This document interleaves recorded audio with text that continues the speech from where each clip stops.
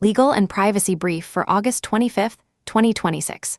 The Supreme Court allowed the Trump administration to proceed with mail-in voting restrictions in 23 states, finding the challenges premature. Crossroads Trading reached a $600,000 data breach settlement, and the Treasury Department sanctioned Iranian cyber actors for critical infrastructure attacks targeting U.S. government agencies. Federal banking regulators established new procedures requiring examiner approval before collecting highly sensitive information from supervised institutions.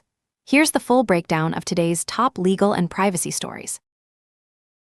Next section, enforcement actions. $600K Crossroads Trading data breach class action settlement. Crossroads Trading agreed to a $600,000 class action settlement, resolving claims from a 2025 data breach that compromised employee and customer information. The settlement provides relief to affected individuals whose personal data was exposed during the breach. Source: top class actions. U.S. sanctions Iranian cyber actors for critical infrastructure. Attacks. The Treasury Department sanctioned at least 6 Iranian nationals associated with the Ministry of Intelligence and Security, MOAS, for conducting cyber attacks on U.S. critical infrastructure since 2023. 4 of the sanctioned individuals were indicted for breaching employee email accounts at the Department of Labor, Federal Energy Regulatory Commission, and United Nations organizations. The group targeted energy companies, defense contractors, healthcare institutions, financial institutions, and local, state, and federal government offices across the United States, including a summer 2024 compromise of multiple government offices. Members are also accused of financially motivated cyber theft and cryptocurrency theft. Compliance action. Energy sector organizations and federal contractors should review access controls for employee email accounts and implement multi-factor authentication. Critical infrastructure operators should verify that network segmentation prevents lateral movement from compromised email systems to operational technology environments. Sources: The Record. Indian national arrested for $7.5 million elder scam operation. J. Sunil Parthi Goswami, 21, was arrested and charged with wire fraud and money laundering for serving as a money mule in a scam operation that stole $7.5 million from at least 9 elderly victims in New York and New Jersey. Goswami, a Jersey City resident on a student visa, allegedly collected cash and gold bars from victims in their 70s and 80s who were told by India-based scammers posing as law enforcement that they needed to empty their bank accounts. Goswami earned approximately $90,000 from the scheme and faces 20 years in prison. He was initially arrested in December 2025, released, and continued working with the scammers before fleeing to Canada in August 2026, where he was arrested awaiting extradition. Compliance action. Financial institutions should enhance monitoring for unusual cash withdrawals or gold purchases by elderly customers, particularly when customers cite law enforcement or government directives. Staff training should emphasize intervention protocols when customers exhibit signs of social engineering scams. Source: The Record. Next section, litigation updates. $4.45 M. Detroit water rates class action settlement. Detroit reached a $4.45 million class action settlement with customers who paid allegedly unfair water rates. The settlement provides relief to eligible customers affected by the disputed rate structure. Source: top class actions. Glenmark faces class action over contaminated Carvedilol. Glenmark Pharmaceuticals faces a new class action alleging the company sold Carvedilol heart medication contaminated with nitrosamine impurities and manufactured outside current federal quality standards. The lawsuit claims the pharmaceutical manufacturer violated FDA manufacturing requirements. Source: top class actions. TikTok class action alleges TCPA violations for unwanted marketing texts. A new class action lawsuit alleges TikTok violated the Telephone Consumer Protection Act by continuing to send unwanted marketing text messages to customers even after they opted out. The complaint alleges the company failed to honor opt-out requests and continued sending spam texts in violation of federal law. Compliance action. Marketing departments should audit opt-out processing systems to ensure requests are honored immediately and propagated across all marketing channels. Document retention policies should maintain records of opt-out requests and subsequent message suppression. Source: top class actions. Meta faces bellwether trial over alleged harm to children. A bellwether trial is underway involving claims from Kentucky, California, Colorado, and New Jersey that Meta's social media platforms harm children's mental health and were intentionally designed to be addictive. The high-stakes trial could establish precedent for state enforcement actions against social media companies under consumer protection and child safety laws. Source: top class actions. Thermos lawsuit investigation for recalled lid injuries. Consumers injured when the stopper or lid of a recalled thermos food jar suddenly ejected may qualify to pursue product liability claims. The investigation focuses on whether defective lid design caused pressure-related injuries. Source: top class actions. Next section: regulatory guidance. Supreme Court allows Trump mail-in voting order to proceed. The Supreme Court, in a 10-page unsigned opinion, vacated an injunction blocking implementation of a Trump administration executive order imposing restrictions on mail-in voting in 23 states and the District of Columbia. The majority held the state's challenge was not ripe because the order had not yet been implemented, meaning states had not suffered injury, allowing their lawsuit to proceed.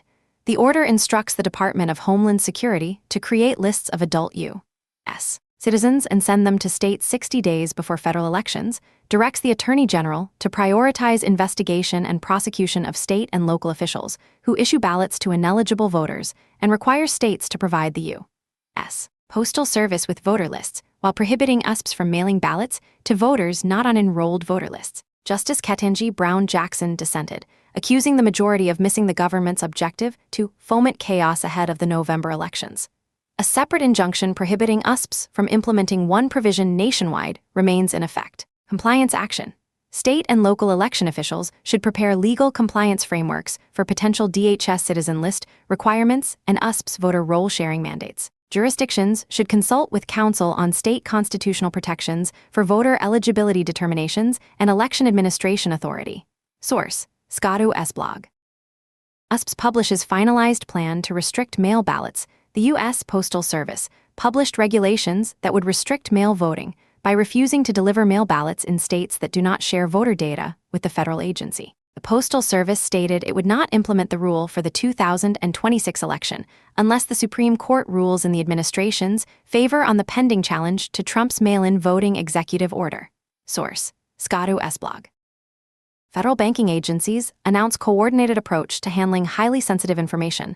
The Federal Reserve Board, FDIC, and OCC issued a joint statement establishing new procedures for handling highly sensitive information during bank examinations. The framework allows supervised institutions to identify information they consider highly sensitive and request alternatives to regulators taking custody of that data, including on-site review, digital review from the bank systems, or appropriately redacted documents. If an examiner determines highly sensitive information must be obtained for the supervisory record, that determination requires approval through the supervisory chain. The agencies also committed to notify affected banks of potential or confirmed material compromise of confidential supervisory information within 72 hours of discovery. The joint statement identifies 4 categories of potentially highly sensitive information: cybersecurity assessments and network diagrams, succession and transition plans, board and employee materials, and sensitive audit, compliance, and internal investigation records. Compliance action.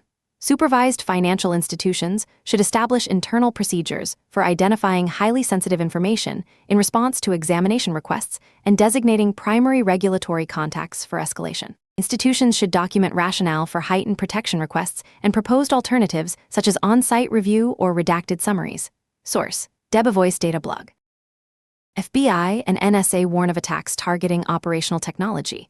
The FBI and National Security Agency warned that unnamed hackers are targeting programmable logic controllers widely used by the energy, water, and agricultural industries. The warning follows reports that Iranian actors shut down a small British power plant for 4 days, the first known successful operational technology attack on energy infrastructure attributed to Iran. Compliance action.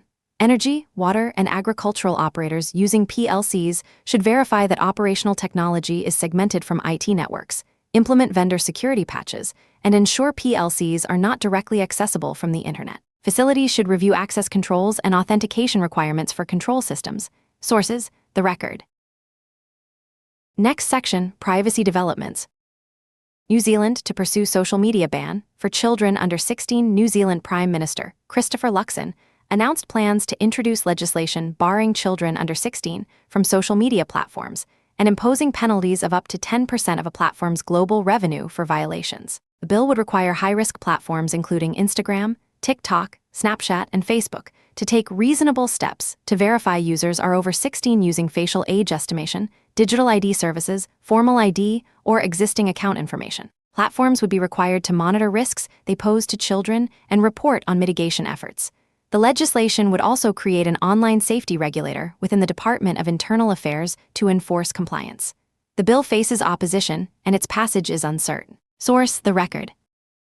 Social media ban advocates warn against rushed implementation. Brazil's online safety commissioner and other experts expressed skepticism about social media bans for children, questioning whether they are effective or enforceable. Brazil's Lorna Gilberti Coutinho stated bans appear quite hard to impose, and questioned whether global momentum would persist, noting the incentives for teenagers to continue on social media are quite strong because this is where they communicate. France's Constitutional Council blocked Emmanuel Macron's proposed ban. Growing concerns focus on whether bans go too far and whether there are smarter approaches to protecting children online, particularly given evidence that many children easily circumvent bans and those who relied on platforms for community support are harmed by blanket restrictions. Source: TechDirt. Next section: Policy changes.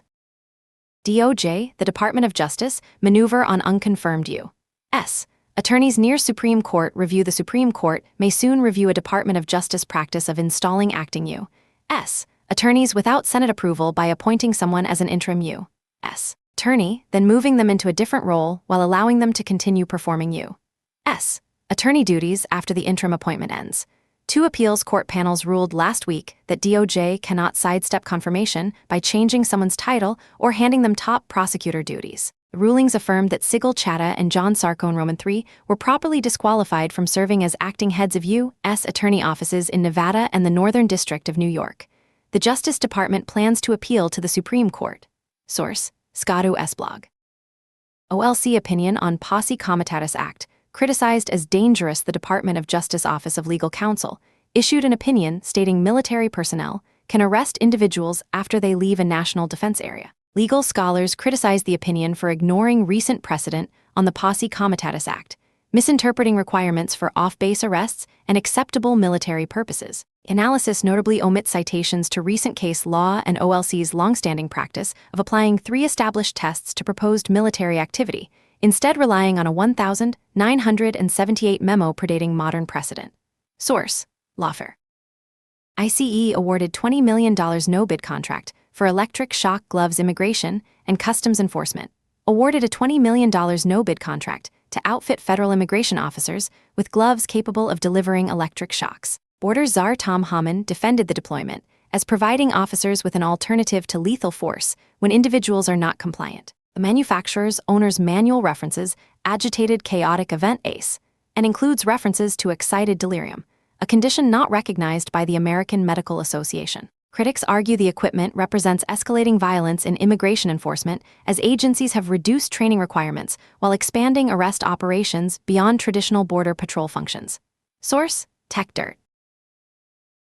Next section: Compliance takeaways. Federal contractors and critical infrastructure operators review email security controls and implement multi-factor authentication in response to Treasury Department sanctions against Iranian actors who compromised Department of Labor, FERC, and UN employee accounts. Verify network segmentation prevents lateral movement from email systems to operational environments. Financial institutions enhance elder fraud monitoring by flagging unusual cash withdrawals or gold purchases by elderly customers, particularly when customers cite law enforcement directives. Update staff training on intervention protocols for social engineering scams following the $7.5 million money mule case. Supervised banks and financial institutions establish internal procedures for identifying highly sensitive information in examination, requests, and designating regulatory contacts for escalation, following the Federal Reserve, FDIC, an OCC joint statement establishing the 72-hour breach notification requirement and heightened information protection framework. Energy, water, and agricultural operators verify programmable logic controllers are segmented from IT networks, not internet accessible, and updated with vendor security patches following FBI/NSA warnings about operational technology attacks and the Iranian power plant shutdown. Marketing and consumer-facing platforms audit opt-out processing systems to ensure TCPA compliance and immediate suppression across all marketing channels following the TikTok class action alleging continued messaging after opt-out requests. That concludes today's legal and privacy brief from Carolina Clear Tech, for informational purposes only, not legal advice.